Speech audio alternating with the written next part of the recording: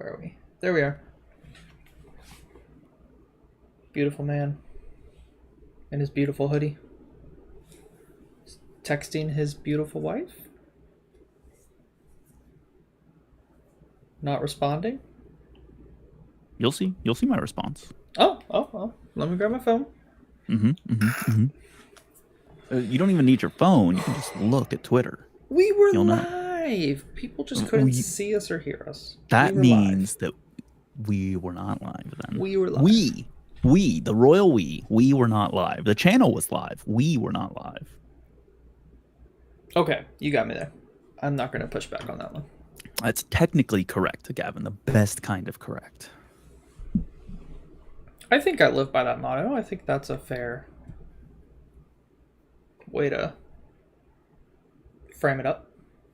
Excellent. Well, I'm glad that we've come to a consensus, Gavin, because when we come to a consensus, that can only mean one thing. Russell was right and Gavin was wrong. No. Generally, it means that I'm wrong, because if I'm agreeing with you on something, chances are that I've thought about it incorrectly if I've come to the same thought as you. So technically correct is no longer the best kind of correct. Gotcha. If you agree with it.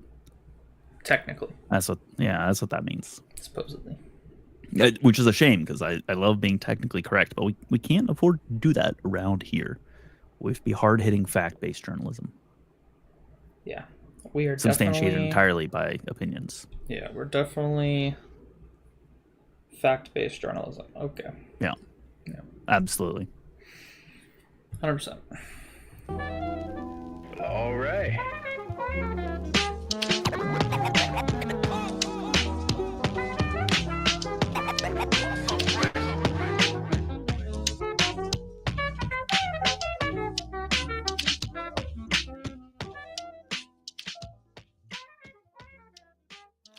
Hello, everyone. If you hear the music, then you know what time it is. It's time for the MLS Now podcast. I'm your host, Russell. You can find me on social media at Mr. Danger Russ. You can find the podcast on social media at MLS Now Podcast. But most importantly, you can find the man who I've actually given up on trying to contact him. He received one call from me last week. I've admitted defeat to his commitment to never answering the phone. And I picked up your last call. Well, you did pick up my last call. It was my only call that I made to you. Sounds like you've been busy. Well, been a heck of a week, I'll tell you what.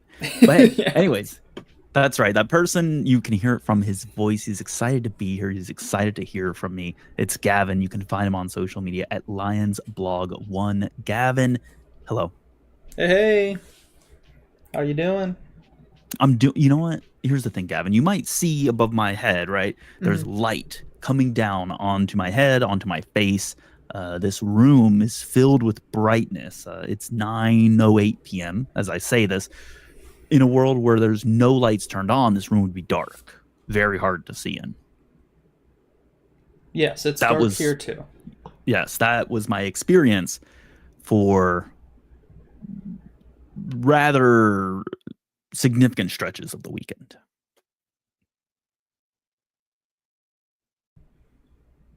Sorry, you didn't see it, but I had to get up for a second, so I muted everything. You did. And then I unmuted everything.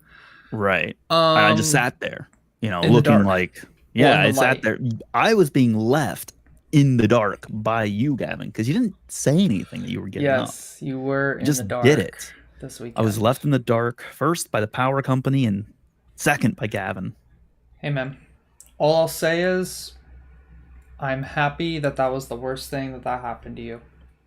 Mm-hmm. It's been a rough few days for a lot of people out there. It sure has. The United States of America. I do not envy the people of North Carolina right now. I frequently envy them for their weather and nice climate, but I don't envy them at this particular moment. Not this go I think around. the last number that I saw, right? Like, I was looking at the map of power outages when the storm moved through our area, and like Ohio had, I want to say, 125,000 people in just Cincinnati lose power. And then I was like, oh, this sucks. And then I looked at the map and I saw like North Carolina, and it was like 1.2 million reported. And I was like, Yep. Suddenly my problem seems less large. And then the reports out of how many hundreds of thousands of people without access to water, access to Yeah. their homes, access to leave their homes if they stayed. It's just horrible. Terrible. Just horrible. Catastrophic even. Yeah, I think that's a good word for it. So, yep, very unfortunate series of events. Definitely North Carolina, Tennessee, that middle area, northern Georgia, definitely weren't prepared for No, something and like this because it well, never I don't know why happens. you would be. Yeah. Yeah. That's the main part of it. You would never be prepared for something like this. Yeah. So, absolute insanity. My heart goes out to those people. I am. There's a lot of social media buzz around the town of Chimney Rock, North Carolina, and my family has a cabin on Lake Lure, and so we're gonna go up pretty soon to see if we even have a house up there anymore. So we've been directly impacted, but that's just a summer home for us to hang out at whenever we want, not not our full time home or anything. So definitely could have been way Gavin, worse for us. I gotta say, I think that's the bougiest thing I've ever heard you say in your entire life. I feel like I just learned something new It's about you not today. it's okay. It's the family summer home. Honestly, it makes it sound even It's worse if you say it's the family thing. It's like when people say, "Oh, my family's yeah. comfortable." It was purchased by my grandparents in the late '60s. So when things were cheap, and then it's now owned by my dad and his brothers, and it's about to be owned. We're working on getting it owned by all the cousins as well. We're gonna form like an LLC or whatever, and we Mm. will all own and have a Ooh, part to play into this one property. So it's not like family drama and this one cousin owns it and it's like kind of random. So we're going about it the right way there, but it might so be you're telling destroyed. We me don't know. you might form an association of homeowners, Yes, an HOA, if you will. right? All right. Well, anyways, You will that's be, enough. yeah. That's enough rambling on about some depressing topics. But Oh, HOAs are depressing. You are HOAs are correct very about that. depressing. Yeah. I guess we better get into the footy. That's what people are I here to listen to. guess. Yeah, I suppose. I suppose. As they say on Apple TV, turn on the TV, turn off the world. And we gotta go. We gotta go. Yeah, that's We right. gotta We go. love you. We gotta go. I'm gonna start off. Here's my goal. My goal is to start off with just some general headlines and topics here. And today I'm just gonna kick it right off with elimination warning. Mhm. We've got several teams that could be eliminated coming up here on Wednesday. Very soon. Hit me with them. In Austin could potentially be eliminated Wednesday. Dallas could be potentially eliminated Wednesday. Both of them. And it hinges entirely on Minnesota and Portland. If Minnesota and Portland each win their matches, Austin and Dallas are out. Done. Can't get there, and every single team will be set in the West. Okay. There will be That's kind of crazy. no drama as to who makes it. It'll just be a competition for position at that point. Okay.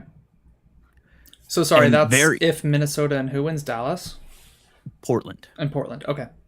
And Austin plays Portland. Okay. So that That's is a a little tasty. must win to stay alive. Mm-hmm. I like that.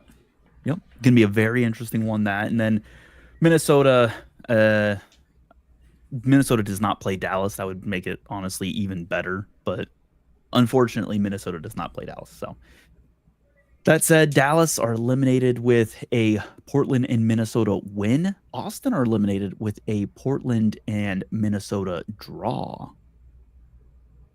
Okay. So even higher stakes there, but a win and both teams are out. So elimination warning there. I don't even know if we have teams on elimination watch at this point. If there are, it's maybe Revs in the East. If they lose midweek, they're not even fully eliminated. It makes it harder. Then they really need things to break their way, but I think they've got 4 matches to play yet. So yeah, the midweek loss makes it harder, but not impossible. All It's eyes on the East come decision yeah, day. I mean, unbelievable how close it is in the East. And then on top of that, I think we have a potential shield clinching scenario if Miami play and win against Columbus on Wednesday. I think the shield is clinched. I That think. would put them 10 points ahead of Galaxy with 3 games left. So yeah, Mm-hmm. you're right. You're right. You can do the simple maths. I can do the simple math. So that's where we stand, folks. I think that's a good summary. I think the West. I think it would take a lot to happen for these 9 teams to not be the 9. I mean, there's a Agree. what is it, an 8 point gap between ninth and 10th, Yep. all on the same It, games played. It would take a lot for yeah. it would.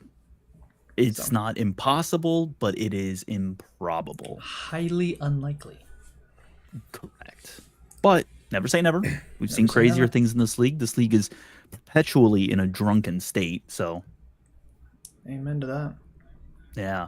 And we have some drunken matches as well, like unbelievable matches that we'll be talking about here very shortly, I would Yeah. say.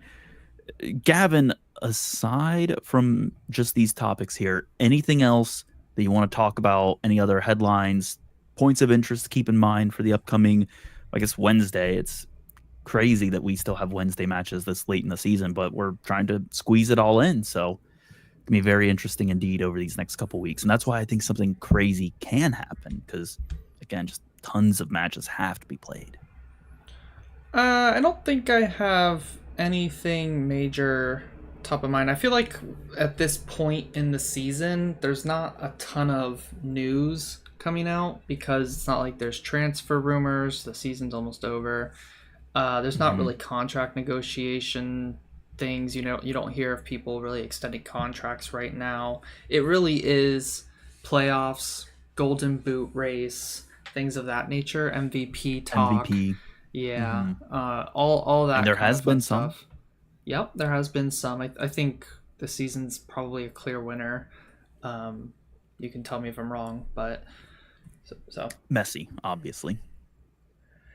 yeah. So I think I think you're wrong. I hope I'm wrong. I still It will think be him because because they're gonna vote for him because of the political nature of his name. right. I mean, he's gonna get the fan vote is the issue. And then I think it really just becomes a question of like how many players who played against him vote for him who are like, gosh, he's so good. Well, yeah, I mean, and the numbers stack up, right? The only Yeah. problem has been his availability. Hmm. It's Agree. literally just that. If he had played I the whole season, he would have had insane numbers, and no one would have even been talking about MVP. yeah. If he played, I don't know, 20 matches in the season, I still think people aren't even questioning it. But as it stands, he's gonna play what, half the matches in the season? I think so. I can go look it up real quick, but I think Yeah. he's hovering around 14 to 16. I think. He doesn't deserve to win it on availability, but his numbers are just unbelievable. And I still think he's going to get an overwhelming landslide of fan votes. That's just going to be very challenging for media Yeah. and for players to drown that out. So Messi's got 15 goals and 10 real assists because we don't do fake assists on this podcast. You don't do fake assists. I do not Give me do the fake assists, and therefore this podcast does not do fake assists. 15 goals, 10 assists, and where can I see his appearances? That's the real question. It's usually under the appearance stat. You would think, but it's not really showing up quickly. 14 games started, 16 games played in MLS. Yeah, that's 25 goal contributions and 16 appearances is just absurd. it's a lot, That's why he's the isn't best. it? Yeah, that's why he's the best. Arsenal Seattle fan, nice to see you in the chat as always. I have never seen a team with more pressure than Inter Miami to win MLS Cup. Factual statement. They have to. It's all it's all on them. Yeah. And they probably will, but it's all on them.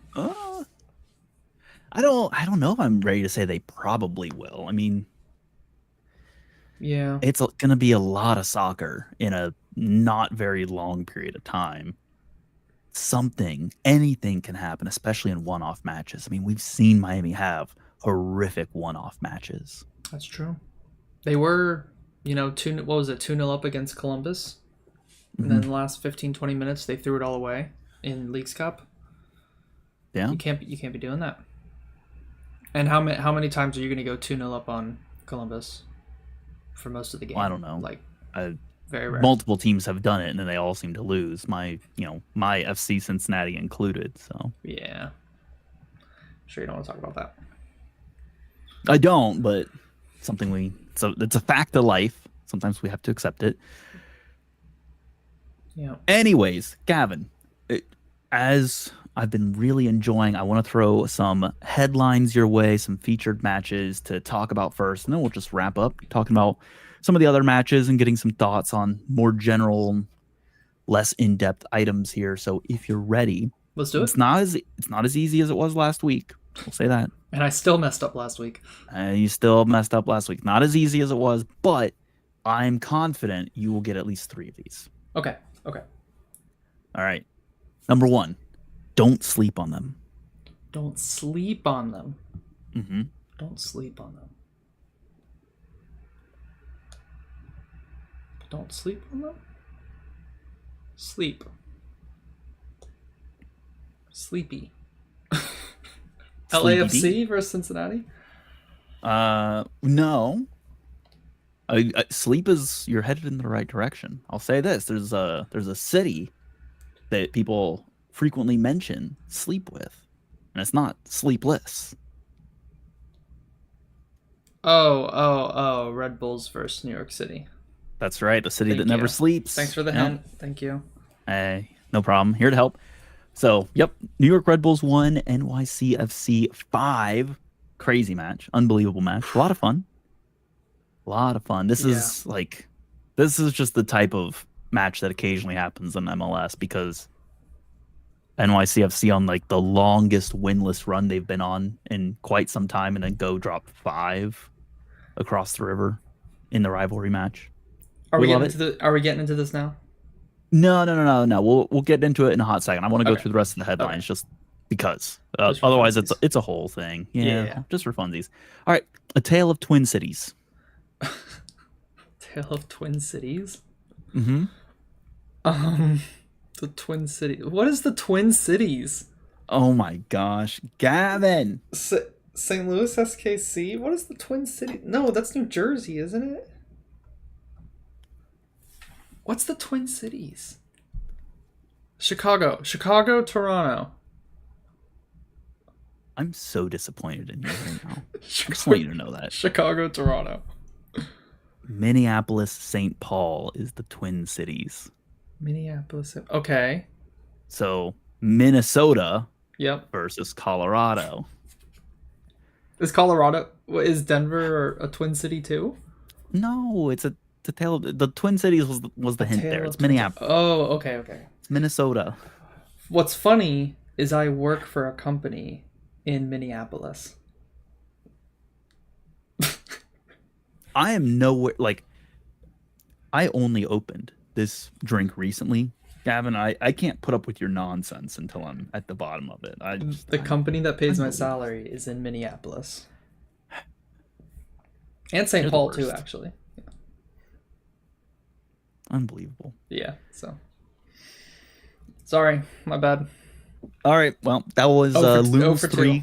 Yeah, 0 for 2. Oh, man, my prediction was already wrong. I didn't know I made it hard mode this week. Yeah.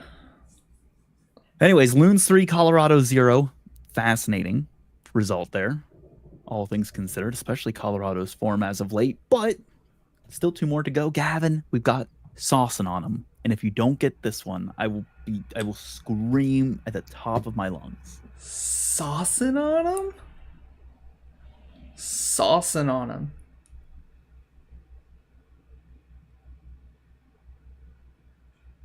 What are you talking about? Dallas versus Orlando? Oh my gosh. This man. Because of like barbecue sauce? The Barbecue. St. Louis versus SKC. Oh, barbecue. Gavin, come on. Come on. They talked it up all week. St. Louis put out a line of barbecue sauce merch. Oh, did they? I didn't see that. That's pretty cool. This is That's pretty this is cool. how I know that you are not terminally online. I'm not terminally online now. I'm terminally on How are you MLS how are you 0 for 3, watching. Gavin? Oh for 3, man. Apparently Yeah. not. No. I'm terminally on MLS Apple TV watching the games, No, but you're not. not on MLS Twitter, clearly. Yeah, you're not on anything. Also true. Come on. Oh, Yeah, my bad, my man. bad. That one's I Oh should have my got that one. gosh. I You should have got that should one. have got that one. I'm really sad. Yeah, my bad. The one that I was convinced you wouldn't get, and the trend looks quite good for this one. A week to remember. A week to remember? Mm-hmm. A week to remember. A week to remember, yeah.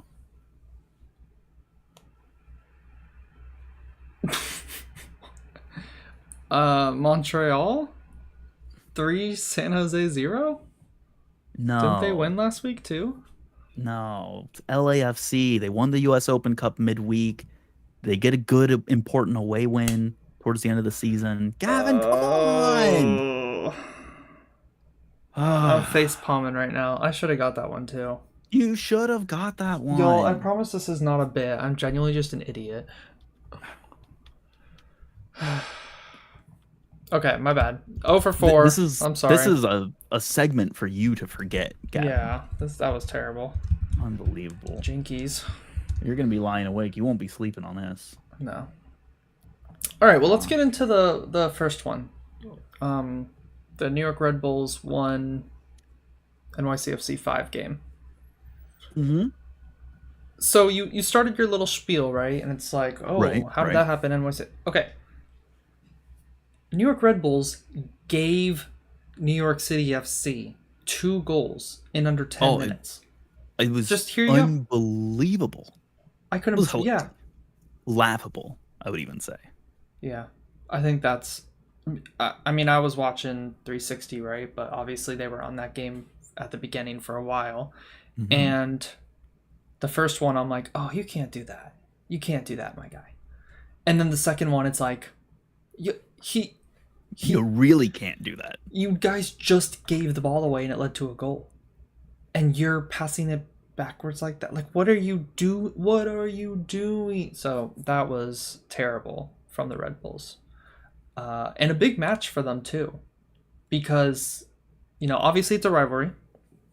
But also this was for a home playoff spot right now. Yeah. And they did not show up. They slid out of a home playoff spot due to this. And I've been telling y'all, the Red Bulls have been the biggest frauds in the East in that 4th place position. They are not a home playoff spot caliber team. So I think this is justice for them sliding out of that position. But they did it to themselves in this game. They did put do it to themselves 2-0 down. Everything after that is just match management, game management from NYCFC, and the Red Bulls just not having the fight to turn the game around. Yeah. I mean, it's very well said. I think what's interesting to me, right? New York Red Bulls will be a case study of organizations that just can't seem to hold it together down the stretch. Because they changed their coach, right? Like, you can say, oh, Gerhard Struber was, the issue and playing like this distinct style that's associated with Struber. Like, clearly that doesn't work right now. It's not good for a full season. And so, you change the players, you bring in new guys, you bring in a new head coach, and yet the same issues of fading down the stretch, being sloppy, for lack of a better term, in big moments. You can't tell me it's a system anymore. This is the organization. Yeah, I think you're right. I think you're right. Organizationally, it has been a rough second half of the year, and I think that's led into my analysis of like they're just not very good. Sorry. Yeah. They just don't seem like, because every time I watch them, I've watched many of their games this season, and it's just they just don't look convincing. They don't look like oh, this team could threaten, this team could go far. Like they just look like on the margins, type of team, and margins didn't go for them this week. Maybe they'll go for them next week. They'll definitely have, a rocket up their ass to try and go turn this thing around. But yeah, they've kind of stumbled. If the playoffs were to start today, they would be playing FC Cincinnati again. And you guys would win, you would think. You guys would be the favorites. I don't know, because Cincinnati would have to play 2 matches at home, and we have a horrific home record. If we were playing 2 matches on the road, you would have to assume that we're a lock to move on. But well, yeah, but on the flip side, well, that's a good point. Red Bulls seem to be better on the road too. I mean, how do you let this happen at home against your rival? That can't happen. NYC was all over them too. I mean, those goals that Red Bulls give away to them are happening because players are under pressure and they're playing poorly under pressure. That's supposed to be Red Bull's MO. Right. Yep. That's a good point. And now, look, NYCFC were clinical too, right? Like, that cross from Tavon Gray was insane, and then his goal was insane. So, like, it was a mixture of the giveaways plus clinicality from NYCFC, but it all just came together in this perfect storm, and this is a result that will live long in the history books for NYCFC. This will be a fun one to reference when bantering with rivals. Yeah, and you could almost say that a result like this had been coming for NYCFC because they've looked decent their last couple matches.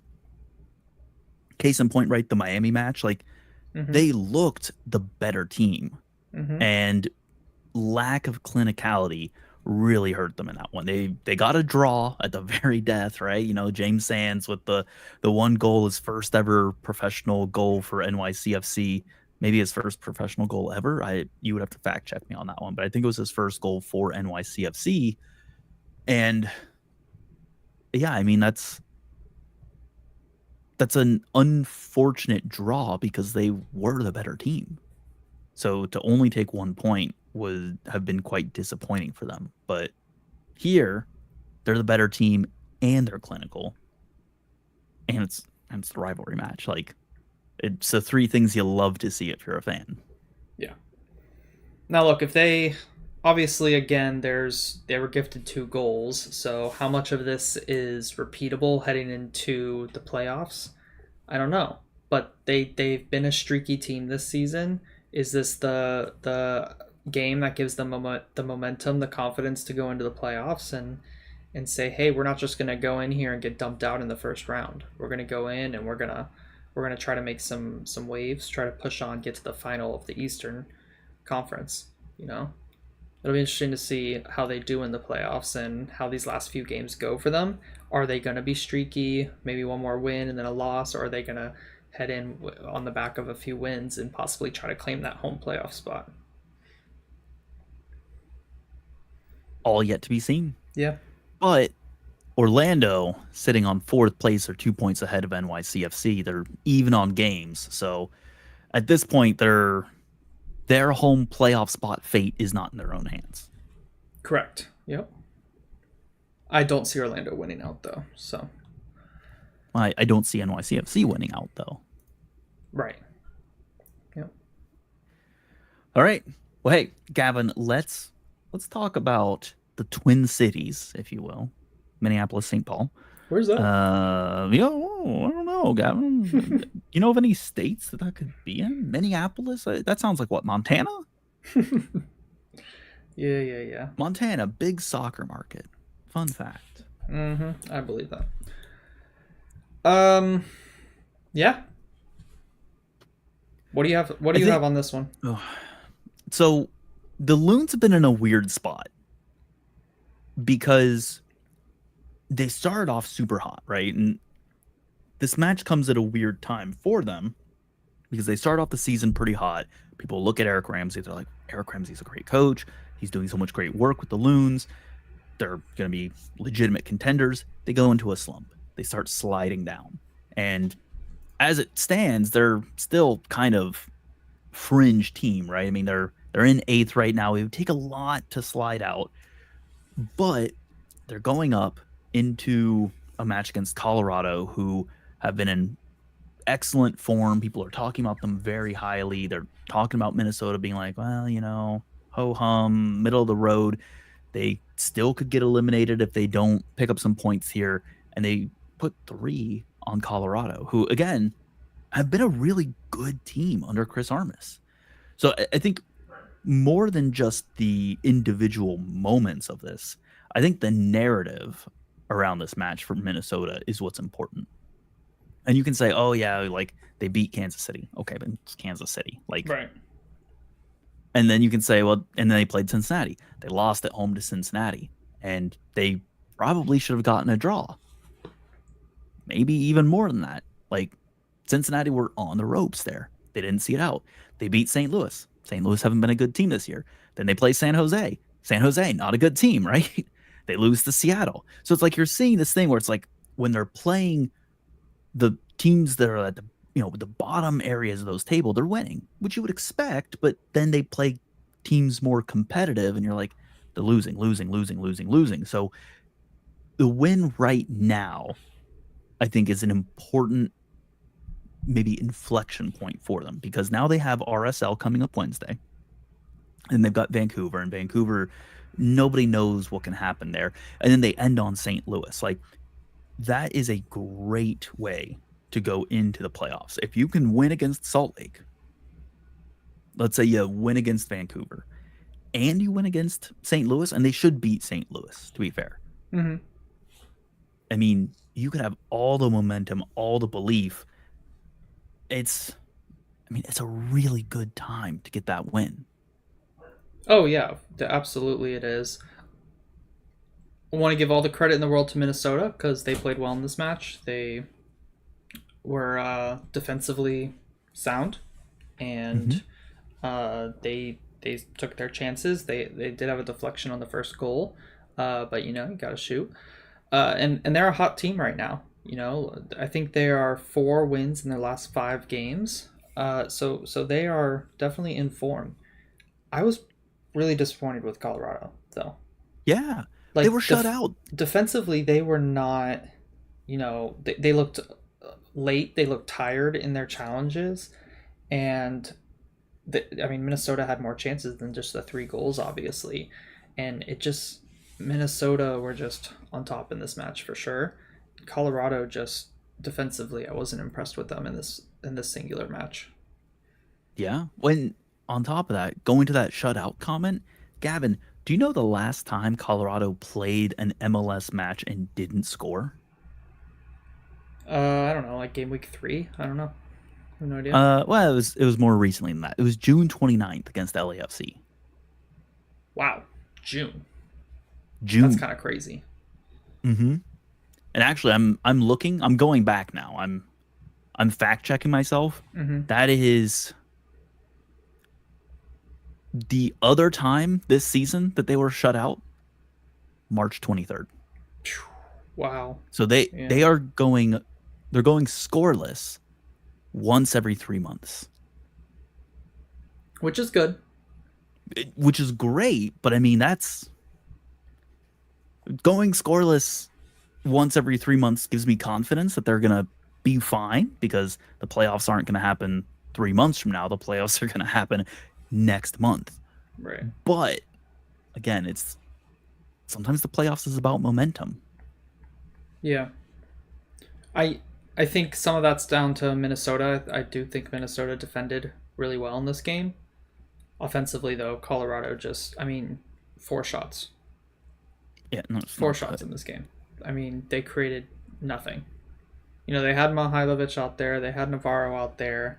Yeah, they had Yapi and Fernandez, who I don't think they are their starters, right? Or are they their starters? I think Yapi is. Yapi, Yeah. Calvin Harris came off the bench, but either way, um, I, I I feel like one of them is not a starter. I feel like there was some rotation involved there, but either way, you got to do more than 4 shots in a match. But they got dominated, so it is what it is. It is what it is. That's right. But like I said, Minnesota are I think hot right now. yeah, Minnesota are hot. And again, I think it's good because this is a good win against a good opponent. It's not like they're beating up 3-0 on San Jose. Right. Good team. Yeah. 3-0 against this Colorado side right now is very impressive. Yep. Now, speaking of impressive, Gavin, I'm always impressed when people can cook delicious food, barbecue included, and that's why we're now going to talk about the barbecue. St. Louis 3, Sporting Kansas City 1. Gavin.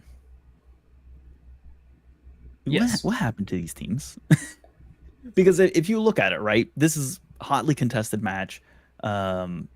St. Louis go into this still technically alive. Even though they win, they are eliminated from the playoffs because of how other results shake out, which I think you must have known, right, going into this. Like, that was a strong possibility. You put yourself in this position. But they did beat their rival late in the season, potentially going to finish above them. If they lose this, they're sitting on 31 points with Kansas City ahead of them at 34. I mean, winning this it's important. Yeah, I think it's important just for the rivalry aspect. But obviously, like you called out, the playoff implications were next to nothing, as they are in the West. But again, that's through all the fault of both teams and the way they've managed this season and played this season. Yeah. Well, and the way they've managed and played this season, yes, but especially how the first half of the season went, because St. Louis they've been a competent enough team. I mean, in their last 5 matches, they're sitting on 10 points in their last 5 matches. Mm-hmm. 2 points per game gets you into the playoffs. Honestly, 2 points per game puts you towards like the top of the table in your conference. Yep, sure does. But the problem is they started doing well way too late in the season. Yep, that's the problem. Yeah. I don't know. What do you think? Like, if you're a St. Louis fan and you're now looking at this match, it's like, okay, well, we get the win in the barbecue, which I still like. I know that's not a quote unquote official name. It should be. That's rivalry. A fun name. It should be. It's a really fun name. Apple TV commentators were like, in a rivalry that doesn't yet have a name, and I'm like, no, it has a name. It's get barbecue. Go be terminally online, like so much of the soccer. I feel like that's what happened with El Tráfico. Like, I feel like people just kept saying it, and then eventually, like, I don't know, after a couple iterations of the game, it stuck. Right. MLS couldn't ignore it anymore. They're just like, oh, yeah, I feel like fine. Yeah. Fine. Don't want to, but we'll call it that. Yeah. Man. Quick sidebar here. How often do you think fans come up with something that MLS is just like, no, we don't want to call it that, but the fans just keep doing it, and it's just eventually you bully MLS into calling it that? Yeah, I feel like that does tend to happen. I can't really think of many other examples off the top of my head, but I do feel like, just in general, maybe not even with calling things certain names, but I do feel like the fans will like want something or do something.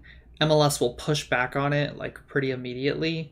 Like, and it's not even like they actually push back. It's almost just like a feeling that they're pushing back, and like a feeling that they don't like it.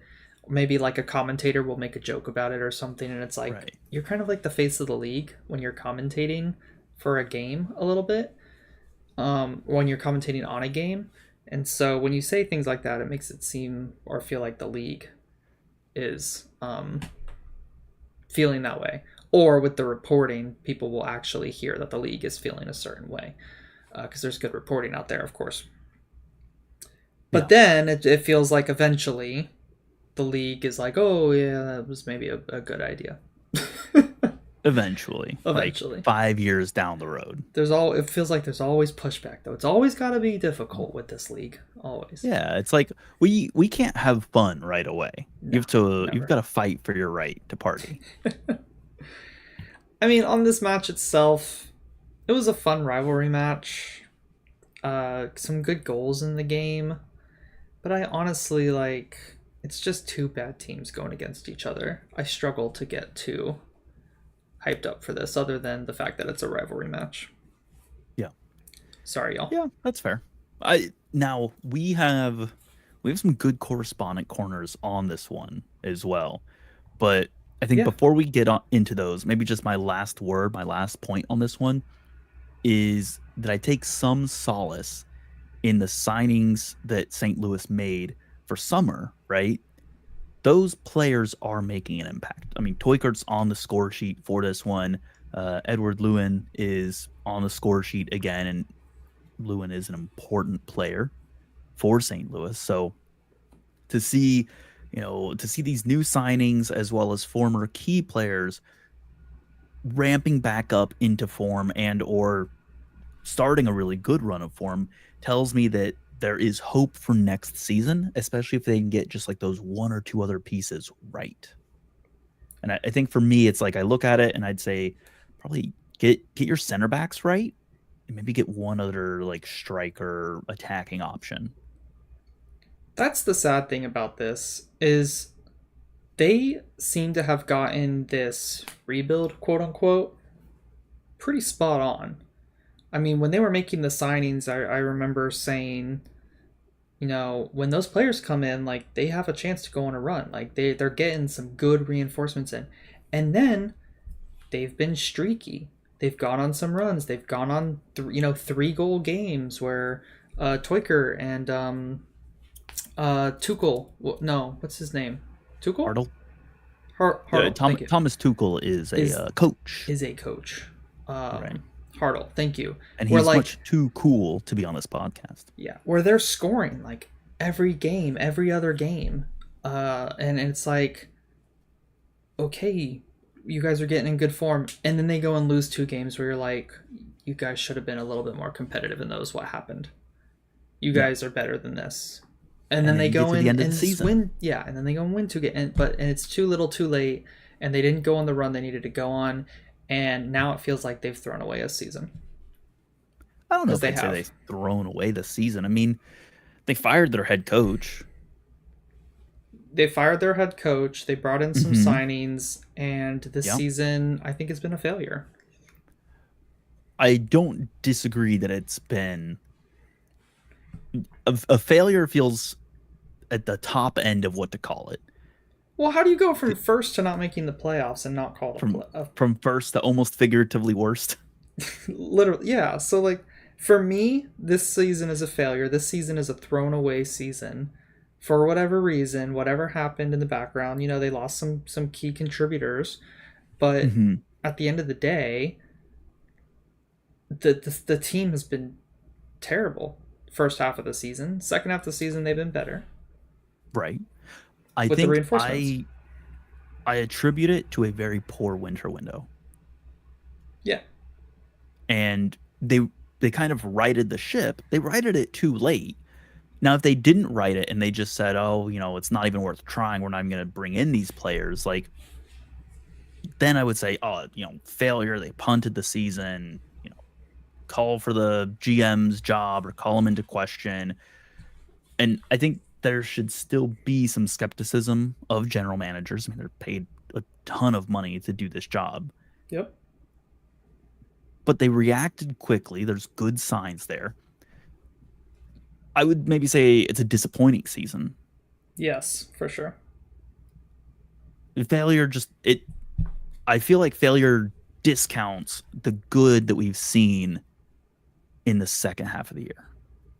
Okay, fair enough. I will say this though. Lastly, they need to learn from their mistakes of last season or last winter window. You can't rely on Klaus. You can't rely on him to stay fit. He cannot be your starting striker. He needs to be a contributor for the team. He cannot be your number one and probably your number two guy. And it feels like now he's not. And I think that's a good thing. I think he needs to be that third or fourth guy that, yeah, if you have him available, you probably want to start him. Or you want to bring him on, in the 55th minute, like early on in the game. But he can't be your out and out starter. He's unreliable to stay fit, constantly in and out injured. And streaky player as well. Toiker seems much more. Yes, correct. Streaky teams do not win trophies. Toiker seems much more consistent. Very fair. Yep. All right, shall I do I'll do the correspondent corners. Yes, please. All right. Let's start with St. Louis. That's where we spent most of our time. He said, St. Louis. Oh my gosh, I can't remember. Tyler, thank you. He says, a pretty solid performance all around, powered by one of the best single performances from a St. Louis player thus far by Cedric Toikert. Even if you put aside his goal and 2 assists, it's hard to ignore his impact on the flow of the game. One of the glaring weak spots was Akil Watts, one of the players who needs to find his way out of a red jersey in the offseason. Dang. Kind of a midfielder, kind of a defender. He wasn't very good at either. Effectively neutering Lovin's play for most of the game and totally ignoring his mark on the sole goal conceded. Still, it was good to see the team still showing up for a rivalry game despite effectively being out of the playoff picture, which was made official this weekend. All right, we've got an Akil Watts hater in the group chat. From SKC standpoint, our friend Travis, right? SKC Spins. Yep, Travis. Mm-hmm. Yep.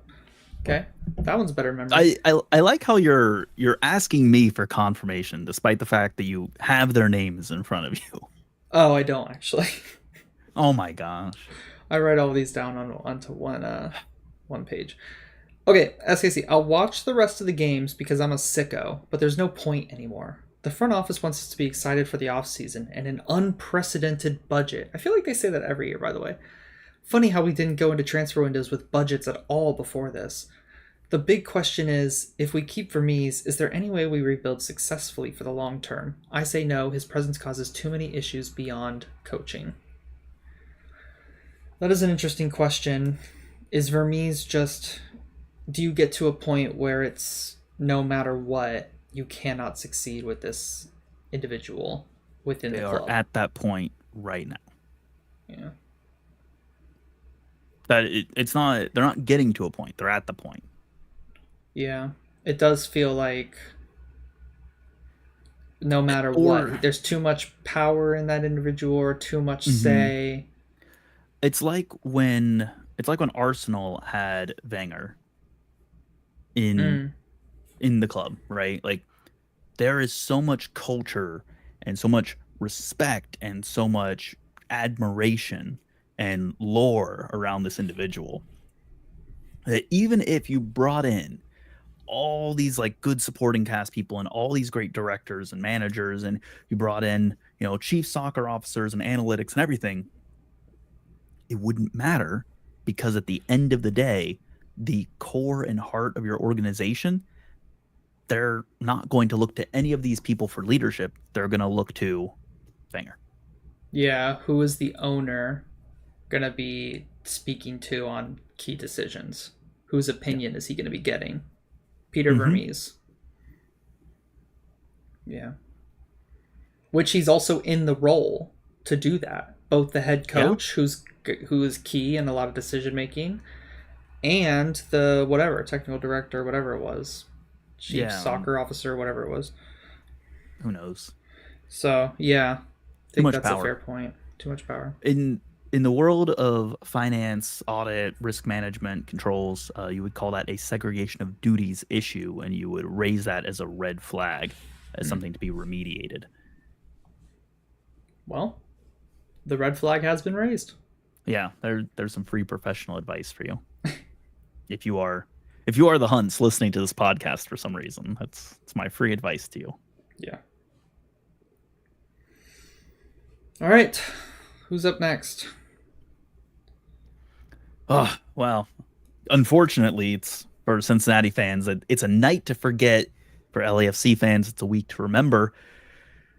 It's a win against Sporting Kansas City, no less, but a win in the U.S. Open Cup, going 120 minutes, and then on short rest, getting on a plane, going to Cincinnati, a Cincinnati side that should be motivated to try and hold on to second place in the East because they're jockeying with their rival for second and third for that, hosting privileges if they were to come head to head in the playoffs.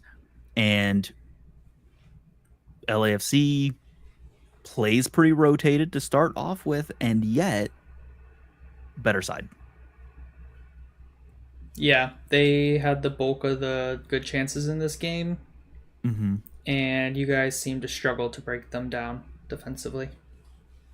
Yeah, I mean, it was a very poor first half by Cincinnati, and I would almost say credit to LAFC because anytime Cincinnati was trying to make any sort of pass in the midfield, it felt like LA was just reading it perfectly. They knew where to step out in time. I'm blanking on his name. Number 30 for LAFC scored the goal as well. I mean, had Martinez. a great night. Yeah, had a great night in midfield for LAFC. Certainly deserved to get a goal there. I mean, played very well, cut out a lot of passes, disrupted play, was dangerous going forward. It was a good night for LAFC. And then you get into the second half, right? Bouanga subs in, you have Giroud coming in, and it's just they continue to play really well. They look dangerous. Cincinnati, they look like they didn't have answers at any point in this match. Like barring the Orishano Galazzo, because that's all he scores. That's all he does. But yeah, I mean, if you're relying on an Orishano banger every single match, there's no way. Like that, you will not win MLS Cup if you have to rely on a banger from a single player outside the box every single time. Yeah. Like you won't even make it past the first round. Yeah. I mean, I do think it's funny sometimes, and I get caught doing this all the time, where it's like certain things we'll talk about or we'll think about as like mitigating circumstances, and it's like, well, the team should win now. So LAFC played midweek, they played in a final, and they won the final. Okay, so maybe they're on a high emotionally. They probably don't care as much about this game because they won the trophy. Plus, they had midweek, so their legs will be tired. That doesn't automatically mean that the players suck at soccer and can't go out there and be professional and play a strong game and go get a gritty win. And that's what they did. And they even rested some guys, and they did some great rotation. And they really shut you guys down. I mean, it took a banger, like you said. It took a golazo and a deflected golazo at that, a deflected long shot. That wrong foot's Lloris. And so that's what it took to break them down defensively. And meanwhile, they were, their first goal, they passed through you guys. They just passed it around you in transition, really did really well there. And they got the goal. They were clinical. So I laughed. Goal was even more embarrassing. Oh my gosh, Bouanga's goal was freaking insane. Don't get beat near post is like the prime directive from that for far goalkeepers. Out too. Yeah. If you get beat near post and the dude's like 4 or 5 feet away from the goal, like okay, whatever. Sometimes they shoot the ball really hard and you can't move your hand quick enough. But from that far out, come on, you got to be saving that. So, and that's a tough angle too. I mean, yes, you know where he's going.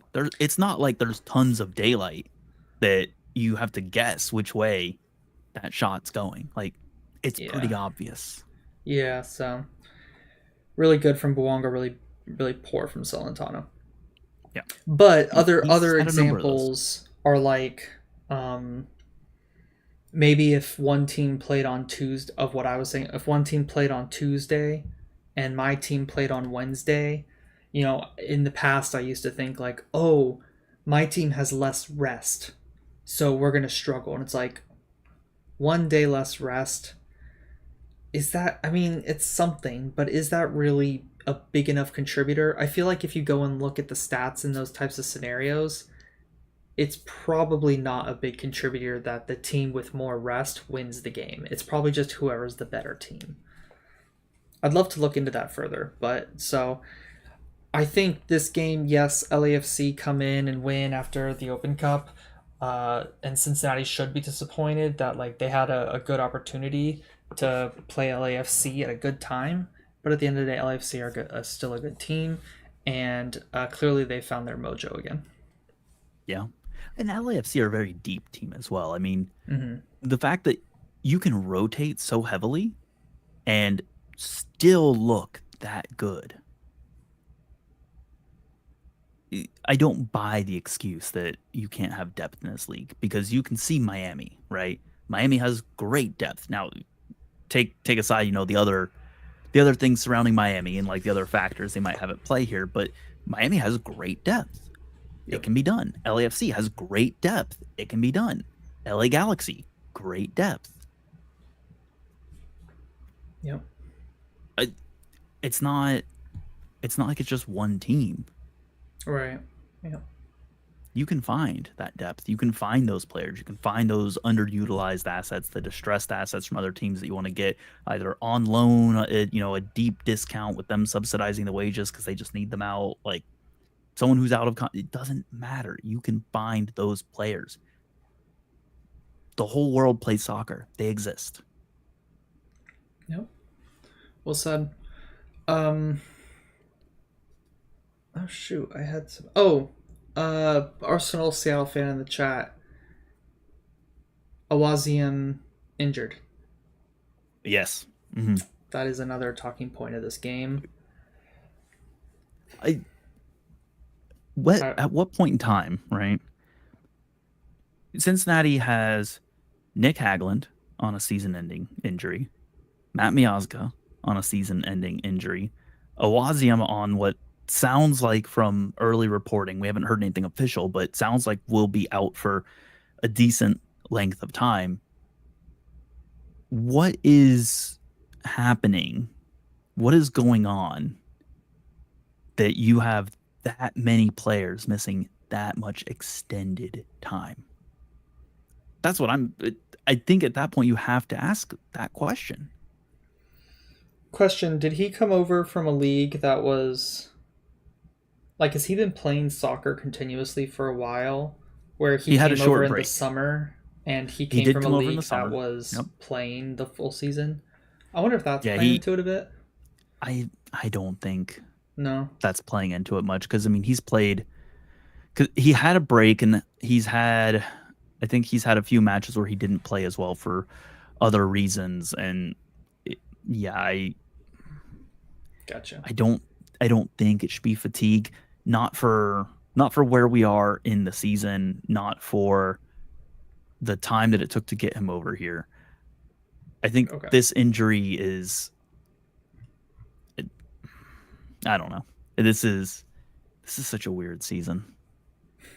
Yeah. But you can't tell me that, your best center back, and then followed up by like your third center back, followed up by, your veteran experience, maybe CB5. Like, you can't tell me 3 significant center back injuries is just freak chance at that point.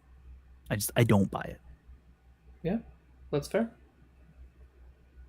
What's going on behind the scenes? I don't know. Doo-doo-doo. I don't know. I mean, yes, right? Like, Miazga was a pretty serious, like, broken part of the body. Yeah. Same thing with Hagland, right? Yep. But Cincinnati's had a lot of injuries this year. Something's going on there. I don't know what it is. Awaziam being out for any length of time, at this point, I would say you just hope desperately that he's healthy in time to play in the playoffs. Yeah, you hope.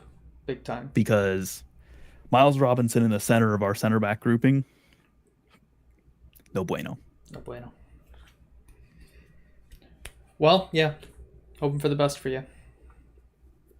It is what it is, man. Yeah. Don't know how else to approach it.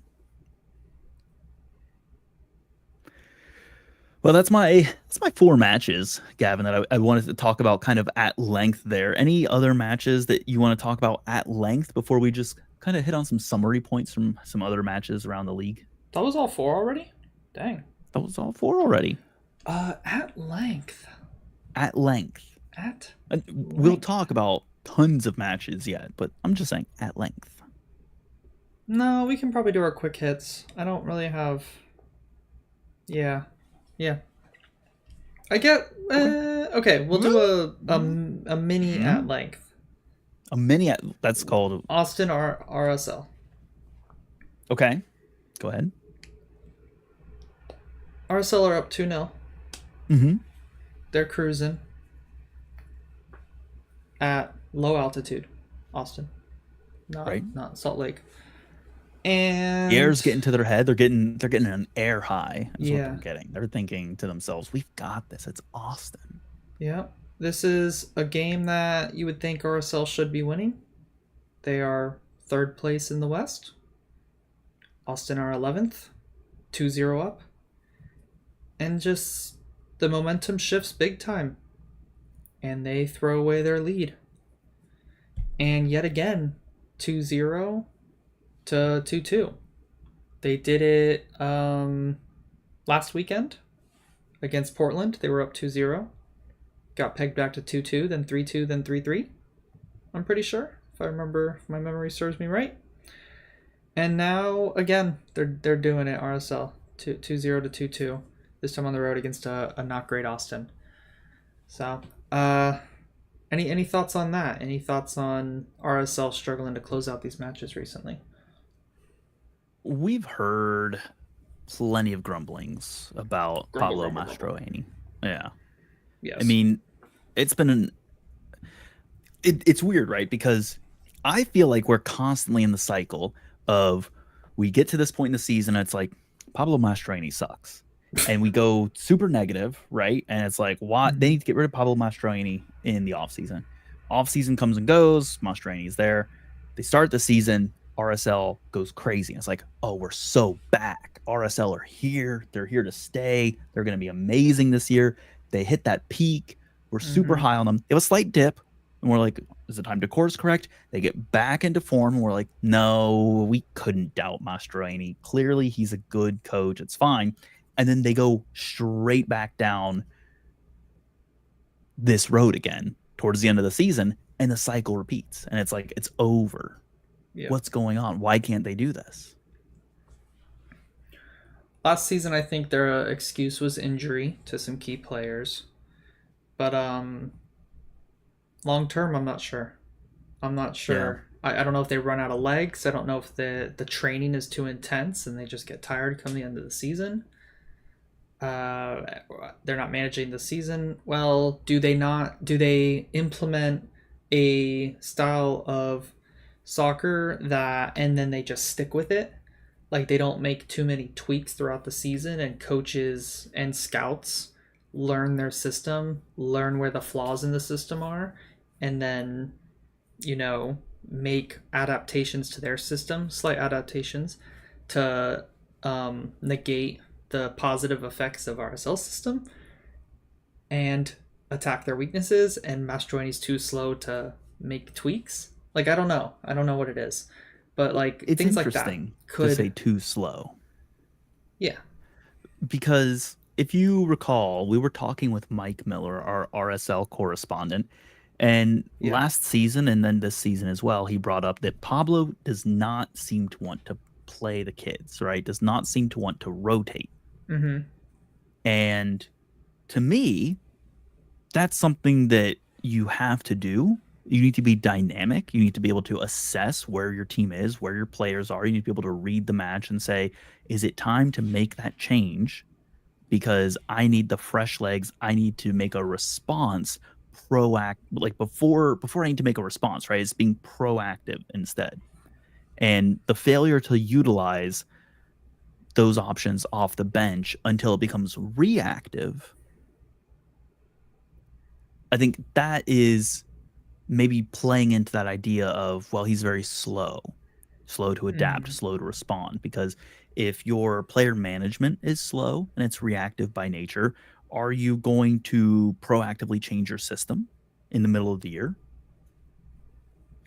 Right. Seems unlikely to me. Yeah. Seems to me like they would try and play their way of playing, realize maybe it's not working, or teams figure it out down the stretch and they say, "Oh, hold on, wait, well, hold on, let's make a change here. I need to bring someone else in, or I need to move you to a different part of the field." Like, but by then it's too late. People have figured you out. You've already been pegged back 2-2. Mm-hmm. It's too late. You let that happen. Yeah. Maybe that is what's It's going on, or a maybe piece of it. Obviously, a complex system, complex the items, but could be. Arsenal Seattle fan, depending on what podcast they listen to, might recognize this quote that sticks with me from an Arsenal podcast, which is, other teams get to do tactics too. Mm-hmm. Yep, they Sometimes I sure do. think it's easy to take Mastroeni in isolation, right?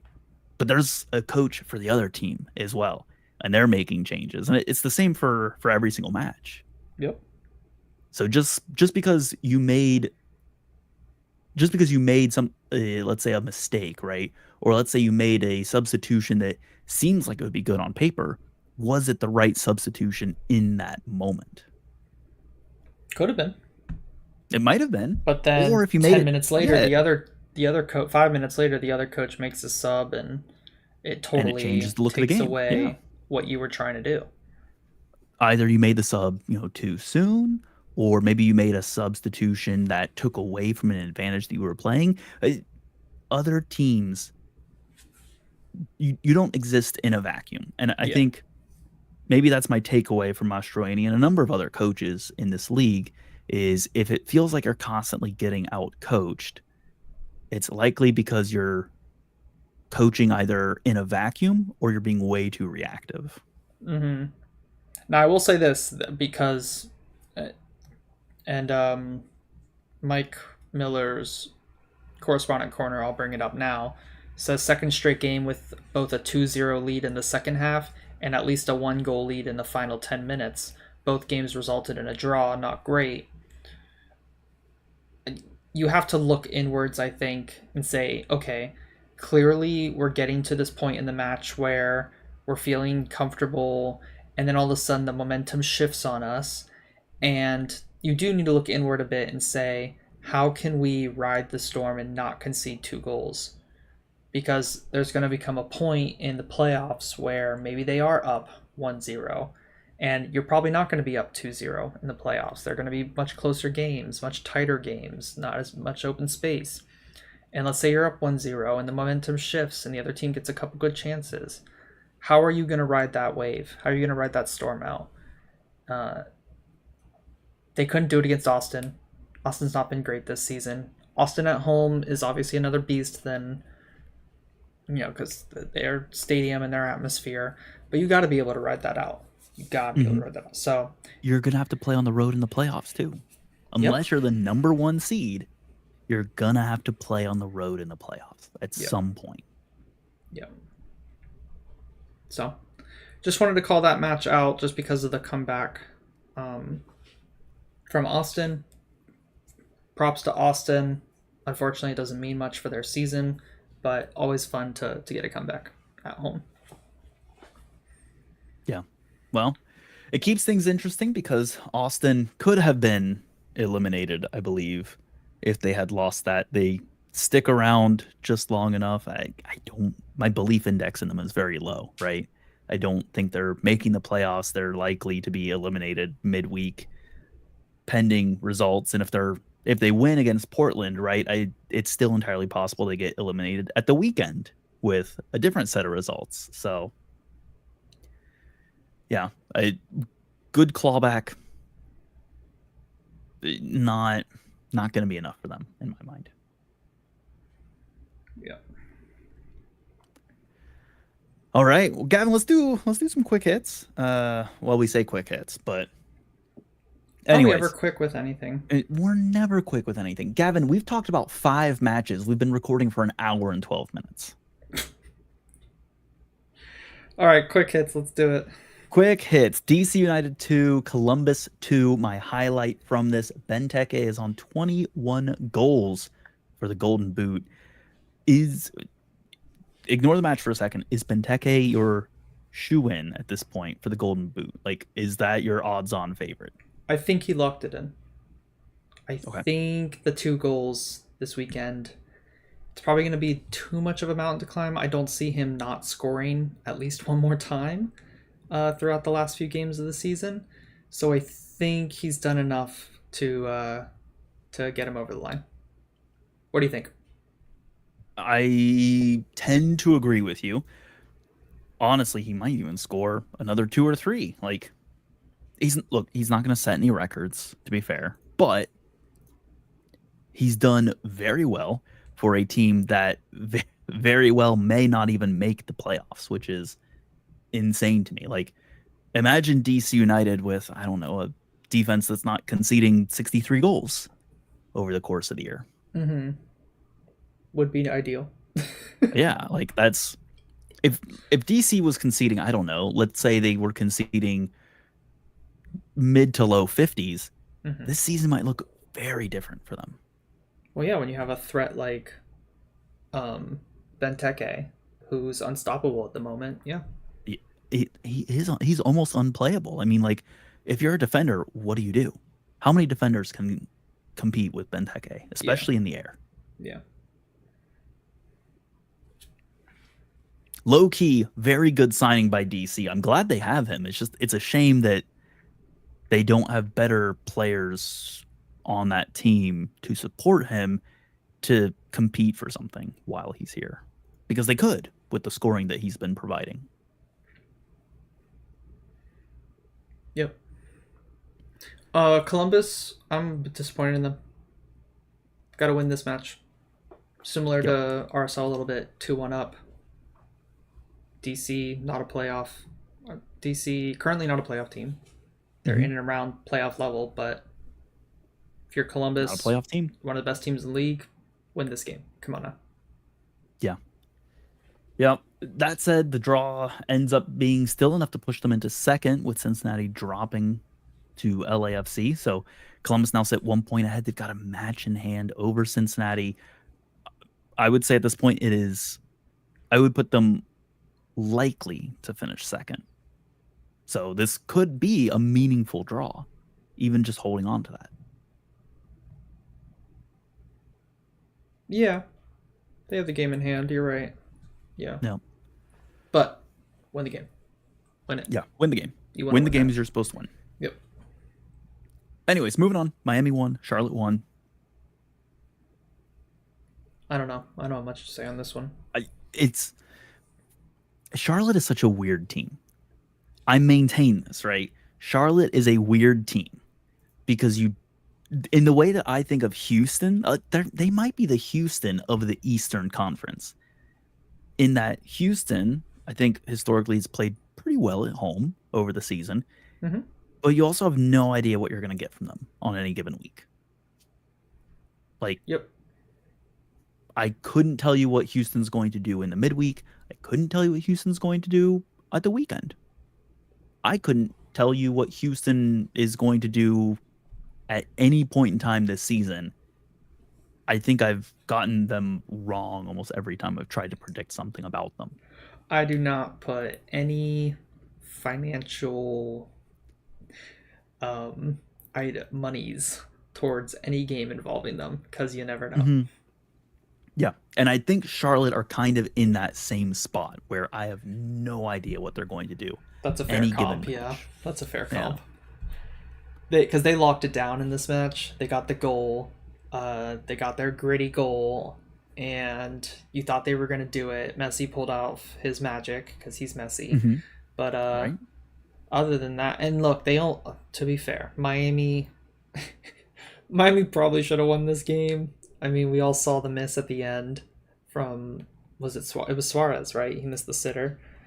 Um, But it happens. gotta hit the target there. But yeah, it Yeah. happens. So Players Charlotte got miss away from one, sitters. got away with one there for sure.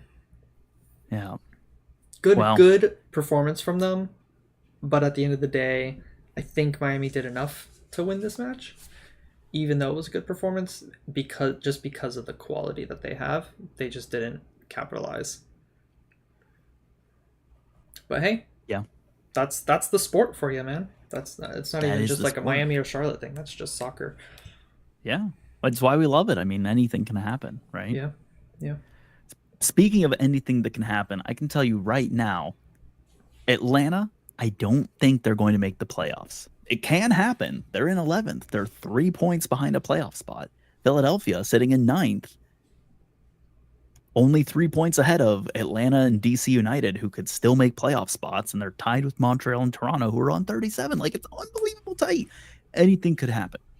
That said, this draw does not, in my opinion, help or really hurt either of these teams just because it's so close in the East. You would love to get a win here. It helps immensely. I mean, a win for Atlanta would have put them on 36. They're still outside the playoffs. Mhm. A win for, Philadelphia puts them on 39. They're still in the play-in spots. The draw doesn't do a whole lot to move the needle. It just keeps them both on their toes. That said, I don't put Atlanta in the playoffs personally. Very low on the believability index. Yeah. Both of these teams, actually, it's funny. Both of these teams, thinking of like comp teams, these teams comp for me very closely. Like, historically, they've been very good. Recently, they haven't been very good. Both in kind of a semi rebuild phase at the moment, and have some new players that are starting to bed in. They just both feel like in a similar spot in their trajectories. And so the fact that this ended 1-1 in a pretty closely fought game doesn't surprise me at all. Yeah. So this was a pretty decent match. I'm not right in saying these two teams don't really like each other. I think they've got some bad blood, or maybe it's just every time Philadelphia play anybody, and no one likes Philadelphia. So Yeah, I think it's that no one likes Philadelphia. It's just maybe it's just that. like how no one likes New York Red Bulls. Yeah. Something about those like Northeast Coast teams. I don't know what it is. They're gritty. People don't really like New England They're Revolution gross. either. Thinking Yeah. about it, yeah. Well, we do have a correspondent corner from Bryce for Atlanta. Mhm. He says, season on the line Wednesday night at home. The draws against Philly, New York Red Bulls, and Miami wouldn't feel as bad if we couldn't afford draws at this point. Pedro Amador has stepped in and immediately become one of the best players in the lineup after signing as a free agent this summer. Moranchuk has looked great. Guzan is having his best season in a long time, but nothing matters without a striker that can take attention away. If we don't win against Montreal Wednesday, the news will start to shift to GM and head coach announcements. Psst. Chris Henderson, Patrick Vieira? Question mark, question mark, question mark.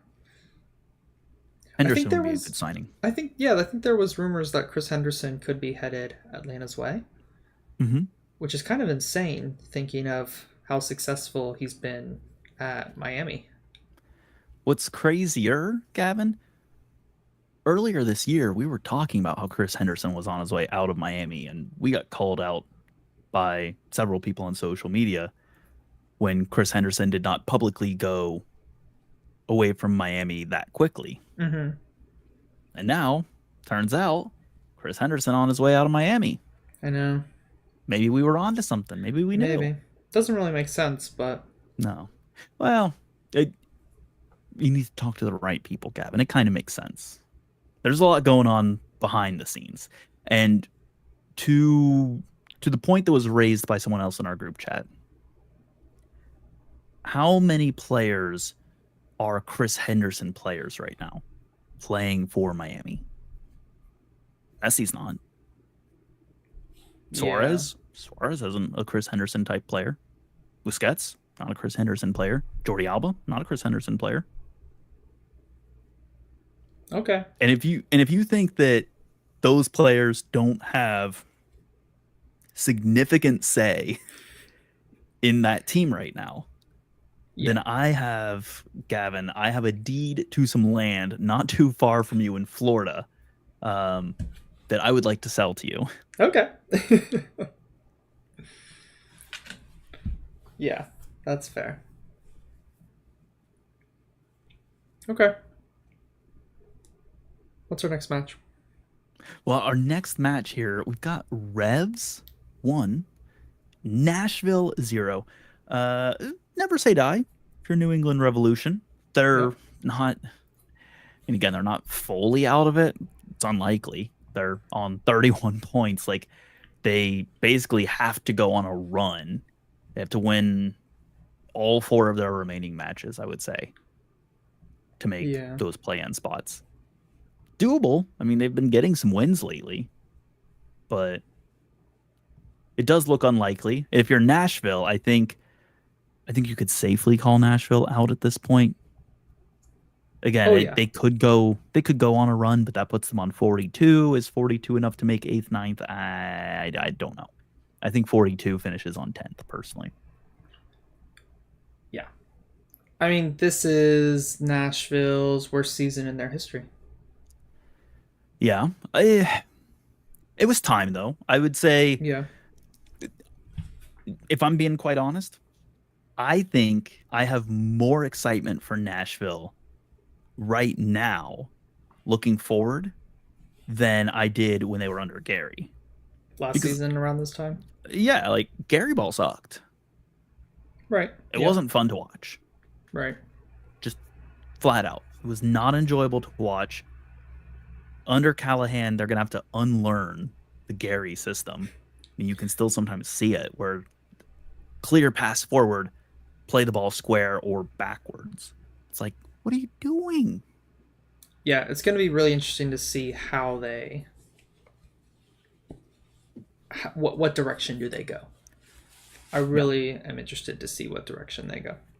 I am optimistic for them. And I think their fans, especially because I'm thinking back to when they had fan appreciation night, that was a very sparsely attended match. I don't think their fans are blind followers of a team that is not performing well, Yeah, where definitely they not. say, "Oh, we're just going to show up." Like, if they look at their team and they say, "That's a waste of time. I'm not going. I'll go do something else. I'll go hang out on Broadway, or go watch, I don't know, go watch the Predators in the NHL, or I'll go get ready and maybe the Titans are going to play." So I don't know, but point being, if they don't want to be there, they're not going to be there. Plus, So isn't it difficult? Like the parking situation at their oh stadium yeah, has been. Yeah. So if you're not yeah. a good team and it's a struggle to go to the game itself, then like Why would you you're go? not going to get good attendance. Mm-hmm. Nor should you, Right. if we're being honest. Well, on the flip side, New England Revolution, this was definitely the battle of the bad teams, and they came out Yeah. on top Mm-hmm. with, The like you best of the said, worst. the late winner. So Yeah. Well, we'll see. I I'm mean, interested to see what they do too, New England Revolution, because I hope they fire Porter. They're gonna stick with him.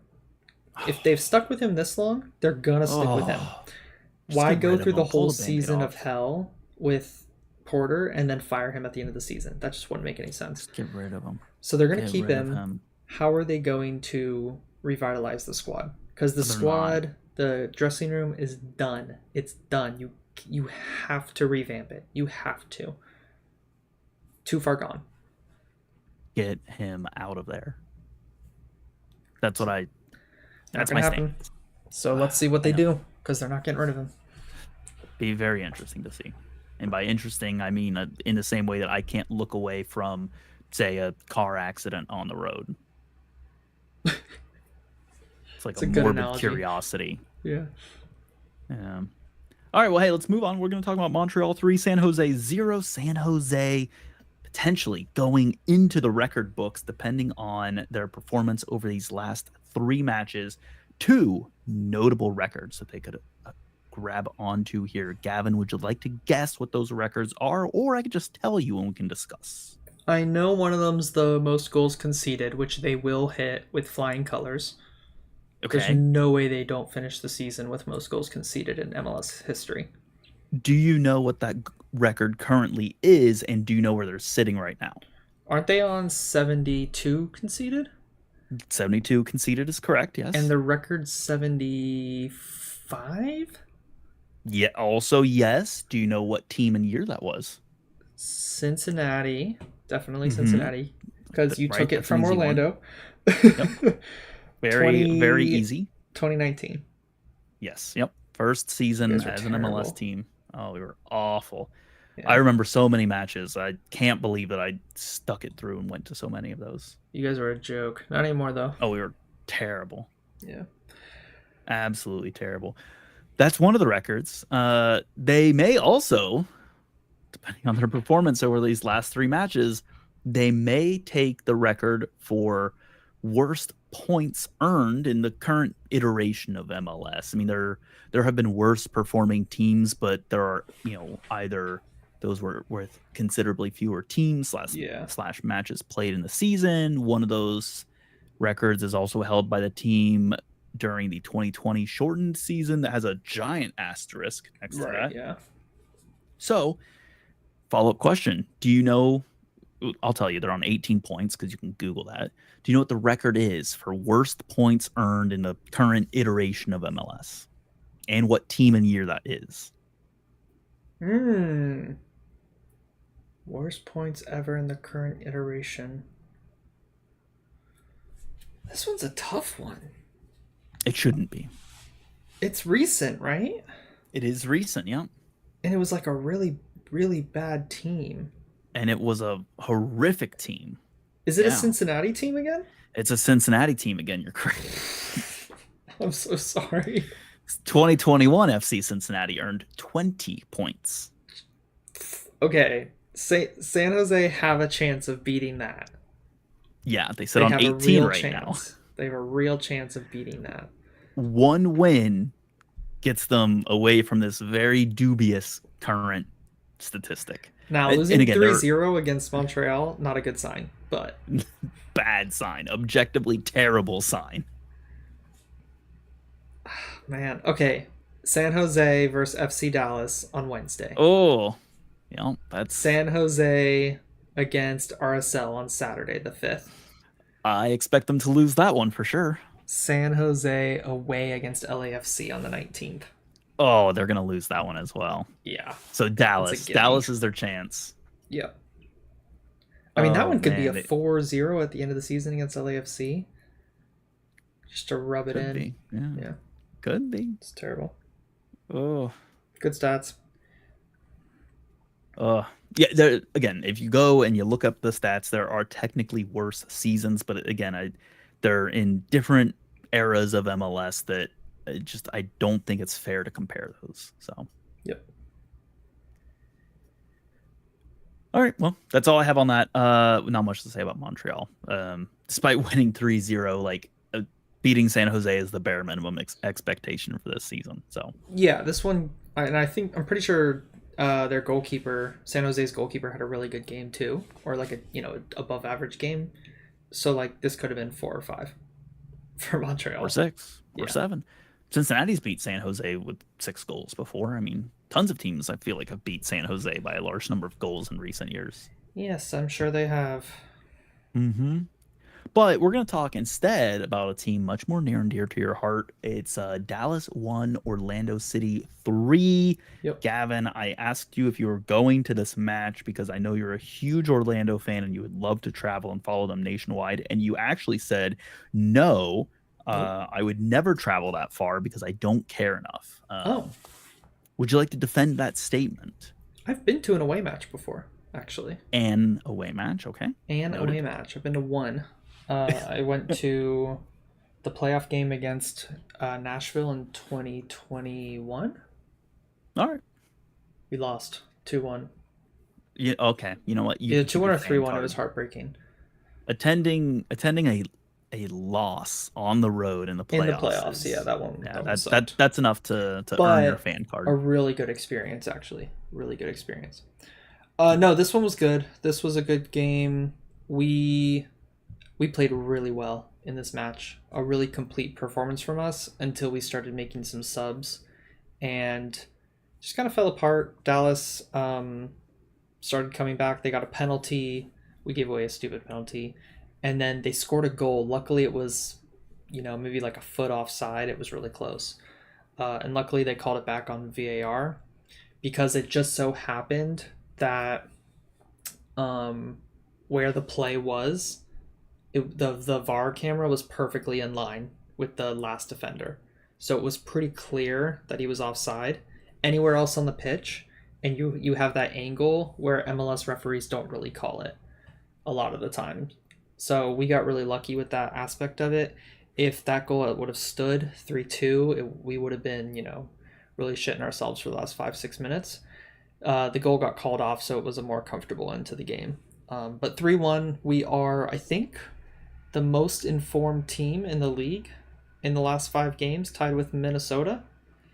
We have 4 wins, 1 loss in our last 5 games, and Minnesota are also 4 wins, 1 loss in the last 5 games.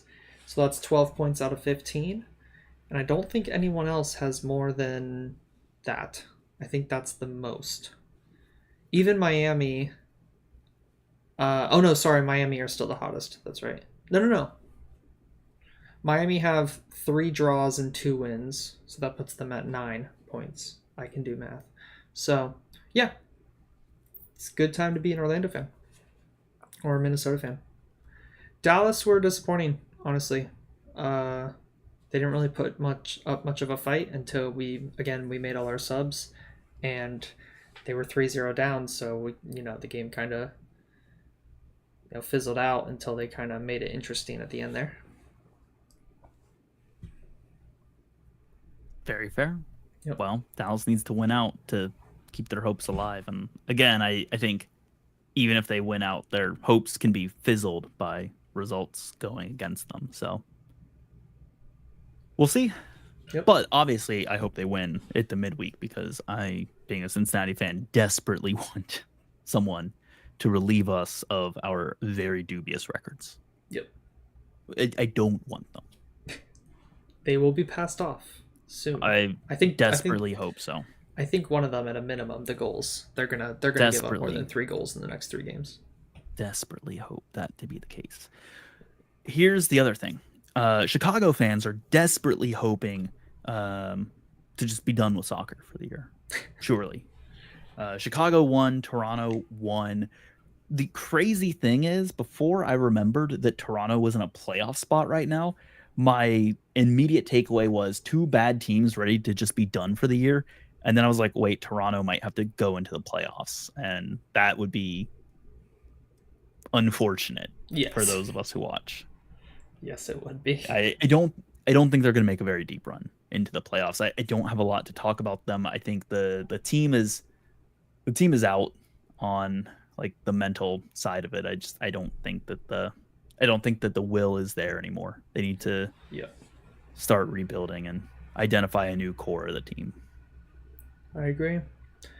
From Chicago's standpoint, we have a correspondent corner. Tim says the Fire were formally eliminated from the playoffs with a 1-1 draw against Toronto, but the point at least ensures that they won't have their worst ever season. They're currently tied with the 30 they tallied in 2015, first of what became back-to-back wooden spoons for the Fire. Not this season. The Fire's goal was Jonathan Dean's first MLS tally, a positive move for the Firefolk hero with his own subreddit in the final year of his contract. What? When I asked him what it felt like post-match, true to form, the bulk of his answer was about the team, not himself. Hell yeah, Jonathan. Why does he have his own subreddit? Don't know. Ask him. Interesting. Yeah. All right. Hey, I got nothing on Toronto. One item on Chicago. Did you know that Chicago is spelled with 3 G's, all capitalized in it? Chicago, go. I'm not missing that reference. I'm not missing it again. Thoughts on that? I mean, again, I'm just keeping it nothing formal announced there, but Right. does Greg Berhalter make this team better? Yes. Okay, fair I enough. don't think Moving he's on. as terrible of a coach as people make him out to be. Hot take. I think Very he spicy would take. probably get them in the playoffs. U.S. men's national team Twitter is going to come for you, Gavin. Okay. Okay. No, I think he would make a good fit for Chicago, personally. Also, back just to circle around the playoffs, 9 teams make the playoffs. So It's you know ridiculous. what? That's a low bar. They may just stumble their way in there. That's fair. That's the bare minimum these days, man. No, I think he gets Yeah. in the top 7. Oh, nice Chicago reference. What did I say? The bare minimum. Chicago Oh, Bears. You're on fire, Gavin. yeah. Get it, Chicago Fire. Yes. I got it. Okay. All right. All right. Seattle versus Houston. Seattle 1, Houston 0. Going to, again, no idea what we're going to get from Houston in any given week. My Yep. question instead is Seattle. They're sitting in 5th place right now. Yep. They looked like they were going to miss the playoffs entirely earlier in the season. Mm-hmm. And now they're tied with Colorado. So they've got 3 matches to play. They're 2 points behind LAFC, 2 points behind Salt Lake. Gavin, what are the odds that Seattle get a home playoff spot, do you think? That's a good one. I struggle to see them pushing that high, but I guess anything could happen in these last few matches. But I mean, I see them still outside of those home playoff spots. Okay. They only have to go up 1 spot to get I a know, home I playoff know, spot. I know. But it's just like, just when I think of they're going up against Colorado and LAFC and RSL. So out of those 4 teams, who do I think could fall out? Obviously, I think Colorado or RSL could fall out, but I just see them holding on. I just see them doing enough. Here is a very important item for you to consider. Okay. They play Colorado as one of their final 3 matches. That's big. Who's at home in that one? Colorado's at home. That's big. They also play away. Really good game to watch. They play away in Vancouver prior to that, and their final match of the season is home against Portland. That's a tough run in there. Holy crap! Tough running. That But definitely. Vancouver's inconsistent, and Colorado, that's a 6-pointer. So Yep. All eyes on Seattle. Man, it's a they got some really fun games schedule. coming up. Yeah. Yeah. All right. Cool. I have nothing to add on Houston. For the record, I don't. Houston were. I just don't. I mean, they weren't Yeah. very good in this match. They created next Not to good at all. nothing. So Yeah, they're in the playoffs. I don't know if that's a good or a bad thing for them, but they're in the playoffs. I That mean, is- it's a good thing. It's a successful season, but yeah, air quotes. Yep, you Yeah. got it. You got the gist. No, I got it. I picked it up in your tone. But is it a successful season? Not in my mind. No. Not after last season. Right. It's a step back from last season. I wouldn't call it a failure of a season. Because That's a good I point. don't I think that's a good way to define a successful season. Did you move forward? Oh, they didn't. Certainly not. But I also don't think that they were put in a position to move forward. It's not like they went out and addressed all of their shortcomings and flaws. Right. They just kind of rolled with it. Like, Yep. the team still lives and dies by Ache. Yes. Single point of Unfortunately. failure is like that's always going to leave you at a huge amount of risk to come down. Yep. Agreed. Oh, I forgot to do a correspondent corner for Dallas. Oh, Melanie says they suck again. no, fact. And that's that on that. Melanie, fear not. They will bring you joy at the midweek when they play San Jose. Yes, absolutely. And if they don't beat San Jose, then they really suck. Bingo. Yeah. Please at least get a draw. Yeah. Beat them, but please at least get a draw. At a minimum, yeah. At a minimum, get a draw. We beg. All right, last one, hey, right? Last one. Vancouver won, Portland won. It's really just the Evander conversation, I think, for me. This is my highlight, because this match was kind of inconsequential. It's a draw. Mm-hmm. Both these teams are likely into the playoffs at this point. Mm-hmm. In fact, actually, Vancouver is into the playoffs, confirmed. I think Portland is not fully in, but they're really kind of in. Yeah. So, yeah, relatively inconsequential for this result. Evander. Is Evander your MVP? There's a lot of conversation on social media for it. It's Evander, it's Messi, it's Cucho, right? Those are kind of the three big names. Bouanga, maybe. Cucho's not an MVP candidate for me. Oh, really? Columbus are so good. Like, and I think this is probably why, in my mind, Messi, granted, has immense stats that speak for themselves, but when I think of like an MVP, it's like, who does the absolute most for their team out of all these players who do the most for their teams in their matches? Yeah. And like, you look at Evander, right? Take Evander out of Portland. Are they making the playoffs? Probably not. No. Yeah. He stepped up big for them. Mm-hmm. They honestly, like, they might not finish too far above San Jose, if you ask me. I think they still have quality in attack. He's just the best. Yeah, I mean, they have quality in attack, but look at their record on the season. Like, Evander's contributions are significant to their wins.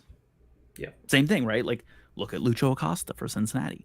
Look at Hani Mukhtar when he won MVP. Like, he was Nashville. You take Hani Mukhtar out of Nashville, and they became a terrible team. Lucho Acosta, take him out of Cincinnati. They've only ever won like once or twice in the history of them when Lucho didn't play. Yeah. No, I think Evander's deserving for sure. I think he's deserving for sure. It's going to be Messi, but... Right, I agree. I think it will be Messi. His stats are 25 matches played, 15 goals, 14 real assists, putting him at 29 goal contributions in 25 games. Right, which crazy that Messi's essentially almost matched that in half the matches. Slightly over half the matches. Yeah. Which, again, those stats speak for themselves. Like, I understand why Messi will likely be the MVP winner, but I don't know. I mean, he missed a ton of matches, and Miami are still leading the Supporter Shield. Is he the MVP? By the criteria of, if you take him out of Miami, they're still winning. Like, they're still a competent team. They're still really good without him. Yeah. I don't know if he's an MVP for them. But on the flip side, when he's been available, he's guaranteed them wins. Also and true. That's the other piece of it. He still had to go and win them 14, 15 games. And he's basically done that. Almost every time he's started, they've won. So it's consistent. Yep. So it's hard. I think Messi will win it because Messi, but I think Evander can consider himself unlucky, because I think in another season he would have gone and won it. Agree. Yeah. That's always, I think, the thing about the MVP is there's always that, well, you didn't win this year, but last year you would have won, or 2 years ago you would have won. And it's just like, great, thanks. Give me a plaque that says would have been MVP 2 years ago. Yeah, you were good in the wrong season, my friend. Sorry. Right. Sometimes that's what it comes down to. It's unfortunate. Yeah. You know what else is unfortunate, Gavin? The fact that we have to bring this episode to a close at some point. And I've decided that coming up, closer to 2 hours than we are 1 hour, I think the time is now to bring this episode to a close. So any last words, thoughts, comments, concerns, statements? Take 10 seconds, 15 seconds. Thanks to our fans for always tuning in, for always listening. We really appreciate it. Always love your support, and hope you guys are enjoying the content this season yet again, like our 5th or 6th season in a row. So, yeah, thank you. Absolutely. Gavin, it's well said. It's well said. I won't reiterate your points because they're facts. That's what they are. Like I said, we're hard-hitting, fact-based journalism podcast here. We've never said anything untrue in our lives. Everything to be taken at face value very seriously. Please do not take everything face value very seriously. Ever in your life. Yeah. Gavin. Listeners. Hey, thank you very much as always. We'll be back again next week. Till next time.